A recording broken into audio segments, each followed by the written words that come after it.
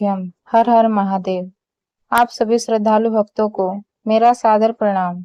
आज हम बात करेंगे उस एक अद्भुत दिन की जिसका इंतजार न जाने कितने लोगों ने पूरे साल भर किया है।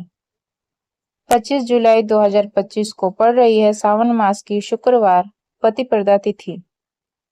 यह यह तिथि सामान्य नहीं है। यह तिथि पूरे सावन महीने की सबसे खास और शक्तिशाली तिथि मानी जाती है। पंडित प्रदीप मिश्रा जी अपनी कथा में बार बार इस दिन का महत्व को बताते हैं कि अगर सावन महीने में एक दिन जब कोई एक छोटा सा उपाय आपके भाग्य को पलट सकता है तो यह एक दिन यही है। श्रावण शुक्रवार प्रतिपदा तिथि। शायद आप में से बहुत से लोग होंगे जो सोच रहे होंगे कि हमने अब तक तो कुछ खास नहीं किया, ना कोई व्रत ना कोई उपाय, लेकिन मत सोचिए कि अब कुछ नहीं हो सकता।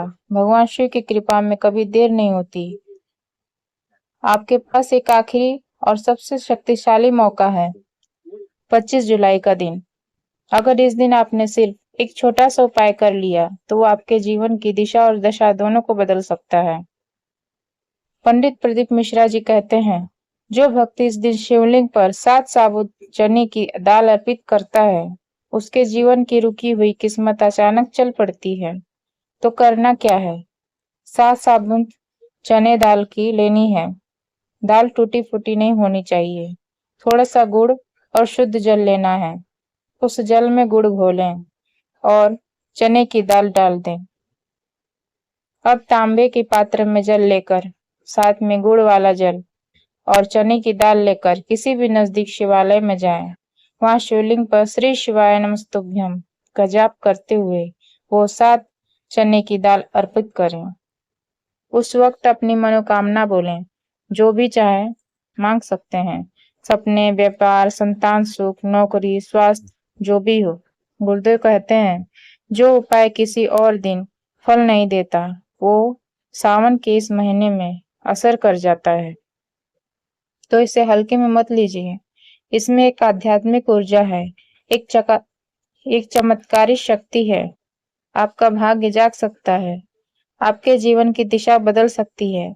अब है दूसरा उपाय, पीला चंदन और 7 बिंदियों का चमत्कारी उपाय। यह उपाय प्रदोष काल में सूर्यास्त से 45 मिनट पहले और 45 मिनट बाद तक एक कटोरी में पीला चंदन ले। अपनी अनामिका उंगली से 7 बार अलग अलग स्थानों पर चंदन लगाएं। उसे लगाना है कहाँ कहाँ?